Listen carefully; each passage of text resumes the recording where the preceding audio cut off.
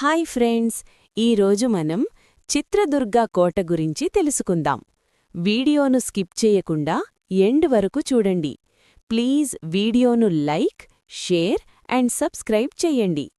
కర్ణాటకలోని చిత్రదుర్గ రాళ్లపైన రాసిన మహాగాథ. ఎన్నో శతాబ్దాల పరాక్రమం, తెలివి, త్యాగానికి నిశ్శబ్ద సాక్షిగా నిలిచిన కోట ఇదే. చిత్రదుర్గ ఎలుసుత్తిన కోట. 7 తిప్పలు, 7 రక్షణగోడలు. ప్రతి గోడలో యుద్ధశాస్త్రం దాగి ఉంది. శత్రువు చేరేలోపే అతనిని గందరగోళపరిచే తెలివైన నిర్మాణం ఇది. ఇక్కడి పాలేగార నాయకులు రాళ్లను ఆయుధాల్లా మార్చిన వీరులు. 13వ శతాబ్దం నుంచి 18వ శతాబ్దం వరకు ఈ కోటను అపరాజితంగా నిలబెట్టారు. మదకారి నాయక చిత్రదుర్గకు గర్వకారణం. అతని నాయకత్వంలో కోట దృఢమైన ఉక్కు కవచంలా మారింది.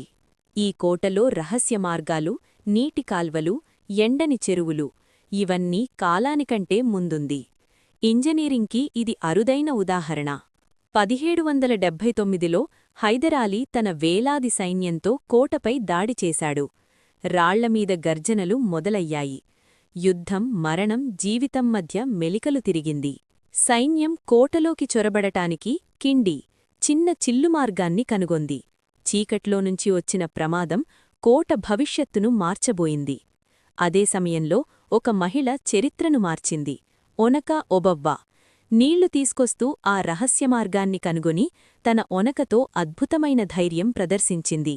ఓబవ్వ ధైర్యవున్నా శత్రువుల సంఖ్య అపారం. చివరకు కోట మైసూరు సుల్తానేట్ చేతిలో పడింది. అయినా వీరుల పరాక్రమం మాత్రం శాశ్వతమయ్యింది.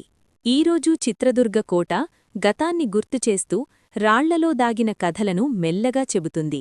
ఇది కేవలం కోట కాదు, ఇది ధైర్యానికి, గౌరవానికి, భారతి శౌర్యగాథలకు నిలువెత్తు సాక్ష్యం. Do like this video. Please don't forget like and subscribe. Thank you for watching.